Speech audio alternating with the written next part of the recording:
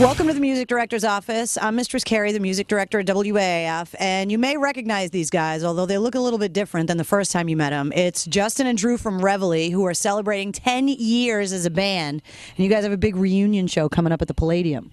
That is correct. Well, give all the details so that people can come and see you guys. This is a big deal, you guys getting back together. We're playing Friday, December 26th at the Worcester Palladium. It's Reveille, Nelset, or Gangsta Bitch Barbie.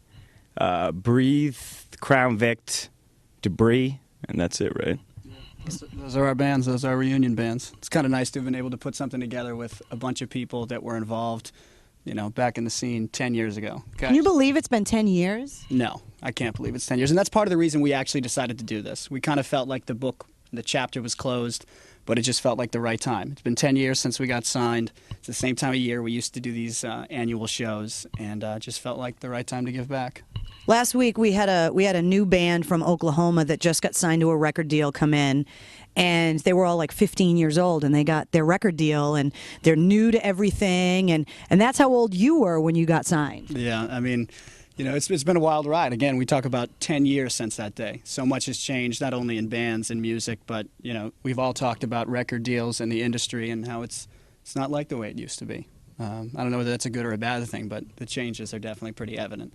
I don't think bands get record deals like we were fortunate enough to get back in the day. They don't, you know, that you don't see those type of signings anymore. And it should be. And if you do, you have to give up rights to your logo and your, you know, touring money and merchandise the way that, you know, bands 10 years ago never had to. Now the record companies, in order to make money, they call it a 360 deal, where the record company basically gets a piece of every revenue stream the band has, including your ringtones, video game stuff, placement in movies. Which is wild, too. I mean, with the changes in technology, you know, ringtones, iTunes, this was never a part of record deals of yesteryear. You know, I wouldn't even know where to begin to start at this point. And yeah, those 360 deals, it's wild. I don't even know what to say about that. That's actually one of the reasons why we kind of ceased to exist, because the music industry was changing and radio was changing, and we were kind of in the position of where we could kind of play along or not play along. And we had been out for 5 years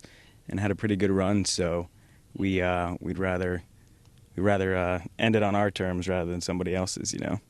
Well, it's weird to look back and, you know, when you guys were just a local band trying to make it, there was no MySpace. There was no, you know, online fan clubs. There was none of that. Well, maybe MySpace is the problem. Yeah, right. No, but you guys are like the last generation of bands that had to make it the old-fashioned way, selling your demos, you know, going to Newbury Comics with a trunk load of CDs, trying to get people to book, you know, club shows for you. And now local bands can go into their basement, record a demo, put it up on MySpace, and have 2,000 friends by the end of the weekend. Yeah, I mean, it's unreal. To some degree, when we started promoting this show, that was one of the things we learned. I mean, it was so evident how much had changed. You know, to tell me that, the MySpace friend ads were more significant than stuff that I would normally do on the street was wild. You know, it's. Now you'd get arrested for pandering for going out to like hand out flyers or something. No shit. Which is something you would have done every weekend outside of the clubs just to promote your own band. Exactly. I mean, we're still, for this show and for these purposes, we're still doing a lot of grassroots movement. But, yeah, with all these changes in technology, it's a whole other scene. And you're right, to think that a band can start up and, you know, access whether it's iTunes or MySpace and really copyright and sell their own material there, you know, I think has really put record companies on the defensive. I just think it's really funny to sit in the music office at WAAF because you guys signed your record deal right around the same time that I started as a DJ at AAF. So in the last 10 years, you guys have recorded multiple albums. You played Woodstock. You were on the Ozfest. You guys, you know, got a record deal, lost a record deal, became a band, broke up, did all of these things. And I have to look back now at my own career over the last 10 years and realize all the things that I've done in those same 10 years. And it's crazy to think of all the things that have changed and all the things that we've all done since it all started. We've got a lot of history together. Yeah, we do. Well, that's what's part of what's so special about this is that, you know, people like you and even the station, you know, all those memories flood back, and it is a time to reflect about, you know, what we've all accomplished and what we're going to continue to do in the future. It's a bit of a personal milestone. It's a cool thing. Well, when you guys broke up, I mean, whether it be a relationship or anything, anytime something ends, it's usually not good. And I know that there was a time when the band didn't communicate amongst all of its band members because, it's difficult when something ends, something dies. And I really want to know kind of how it started that you guys were able to get back together with the original members and put the show together, because it really is kind of a testament to time passing that you guys are all hanging out again.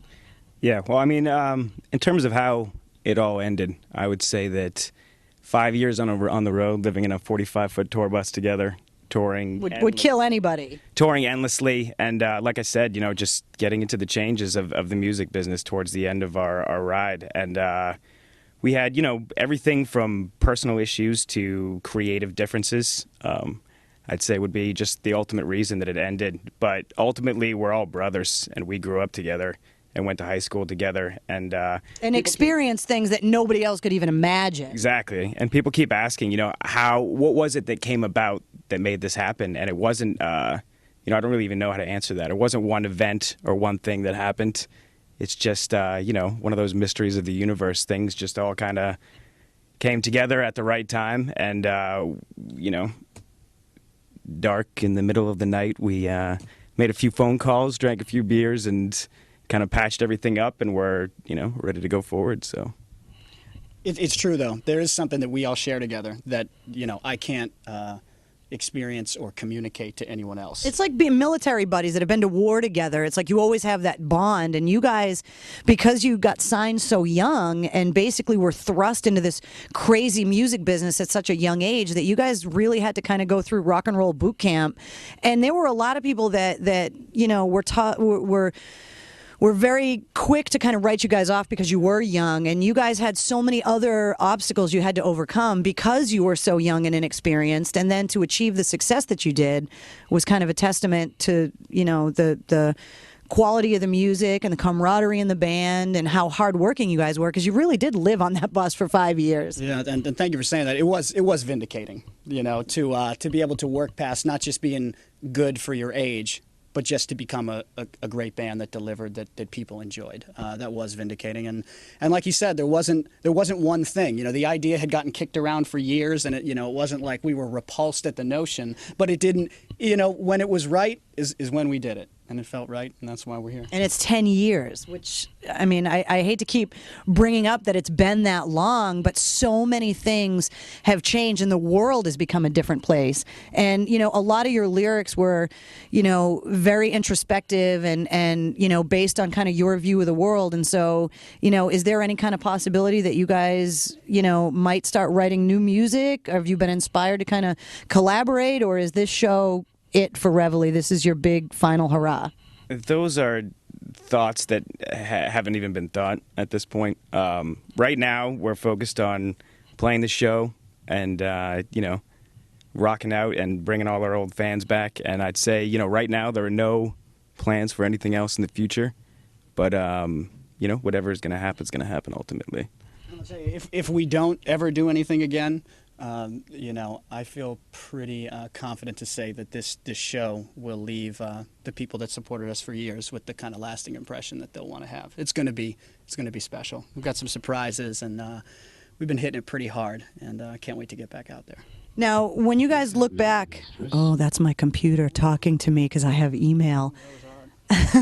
That's the engineers. They decided to play a little joke on me and wire my computer with stuff.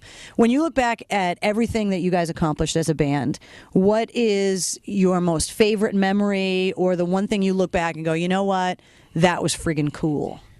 I can't answer that question. There wasn't a one specific time where I was like, this is it. This is the epitome of everything.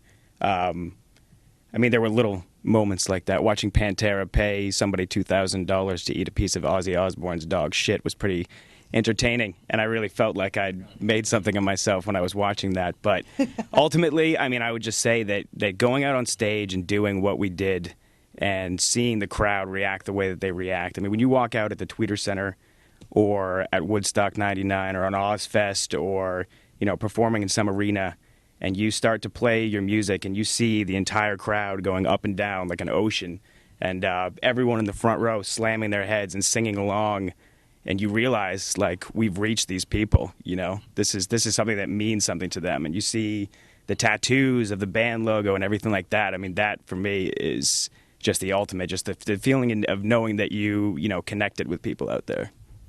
What about you? You know, what came for me was actually years later. You know, obviously I had moments along touring. I remember the first night that we actually got into a tour bus and I was sleeping and woke up and we were driving and I realized it was for real. But what came for me was, you know, years later after the band broke up, when I had very much moved on emotionally and professionally in a lot of ways, that people still care. That I still run into people, that I still see T-shirts, that we get an overwhelming response like this. The lasting, you know, support is what really got me. I really thought that a lot of that would die with the band, with the genre, with the time, and apparently it hasn't. Well, no, because music is such a personal thing for people that they make connections. I mean, you know, people mark certain points in their life based on the music they listened to and where they were and what shows. I mean, I look back at some of the shows that I've been to and they were definitely milestones in my life. And just over the past 10 years of being on the air here, you can definitely kind of, you know, mark points in time based on what songs were big on the radio at the time and you know, what songs you were hearing and what videos were on MTV at the time. And so you guys have become part of people's past, memories that people will always remember. And I think it's really cool that around this time of year, around the holidays, when everybody's doing class reunions and getting really sentimental about bumping into old friends and all that stuff, that you guys are giving people an opportunity to kind of get everybody back together again and to go and hear the music that they grew up listening to and to kind of see all the people that they may have been separated from. I think it's really cool. Yeah, I mean, we're really excited, you know, like you said, just like Justin said earlier, to see all the old faces.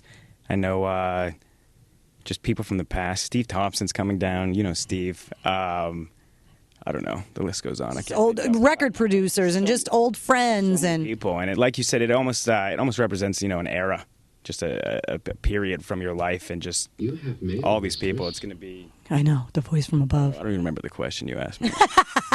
But even the fans alone are hilarious and amazing. And what I mean by hilarious is the old faces that I probably would have never, you know, pictured in my mind's eye ever again. And they resurface, these people that, you know, traveled on a, you know, on a basis, they would leave at a moment's notice to go see some show in Minnesota. That kind of stuff. That's what means a lot, you know, to see that all these years later, that they come back. It's been pretty extraordinary, just the emails we've been getting on our site. People flying in from all parts of the country. Fans we knew who would wait hours after shows in the past to just see us and hang out with us for a little bit.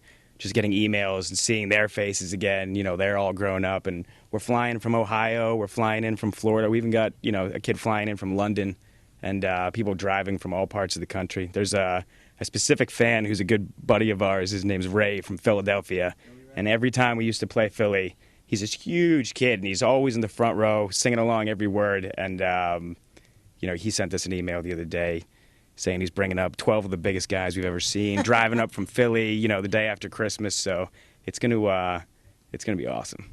Now, on a personal level for all of you guys, what's next personally? What goals have you set for yourself personally? Where do you go from here? You kind of close one chapter in your lives. What opens now?